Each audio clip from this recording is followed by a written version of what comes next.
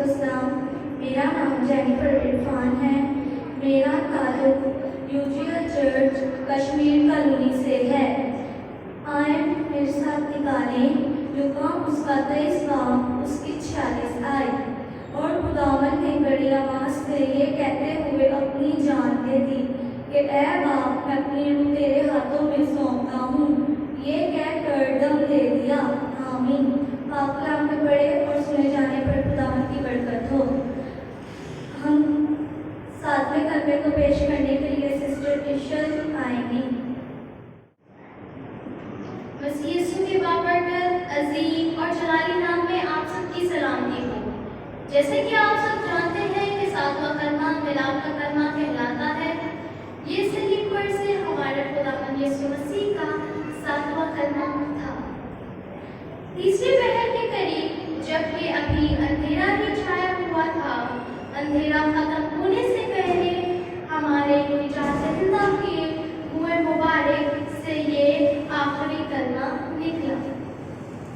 इसके बाद यहूदियों का सबक शुरू होने वाला था, जिसकी वजह से यहूदी तदफीन के तमाम काम को जल्दी जल्दी सूरज गरूब होने से पहले खत्म करना चाहते थे।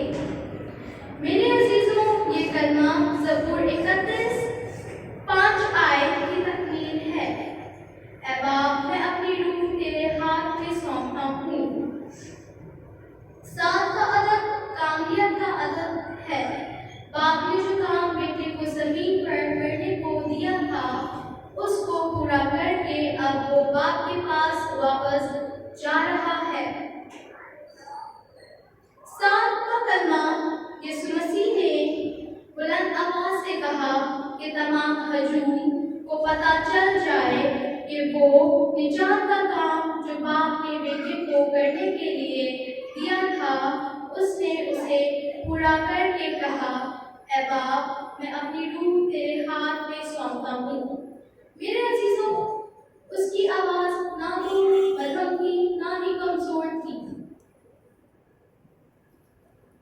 इतने दुख और जानतनी की हालत से गुजरने के बाद हमें ये तवक्को नहीं हो सकती थी कि वो इतनी ऊंची आवाज से बोल सके।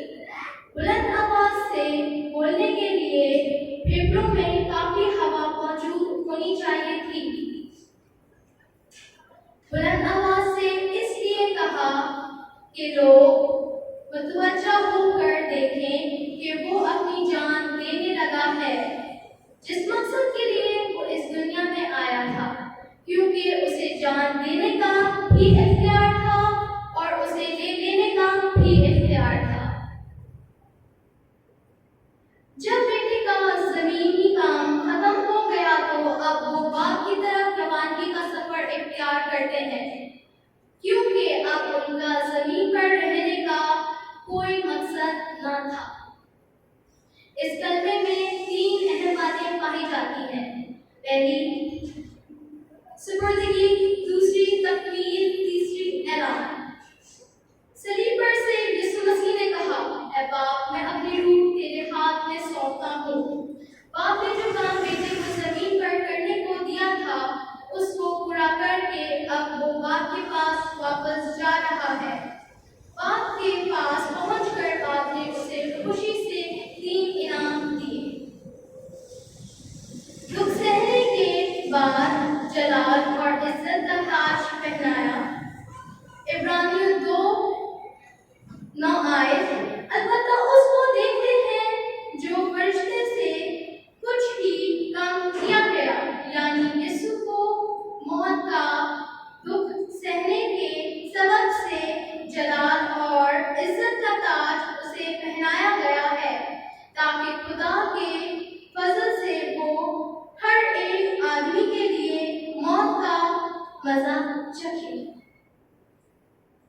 अपने साथ तख्त पर बिठाया। मुकाशवा 3:21 आए। जो गालिब आए, मैं उसे अपने साथ अपने तख्त पर बिठाऊंगा, जिस तरह मैं गालिब आकर अपने बाप के साथ उसके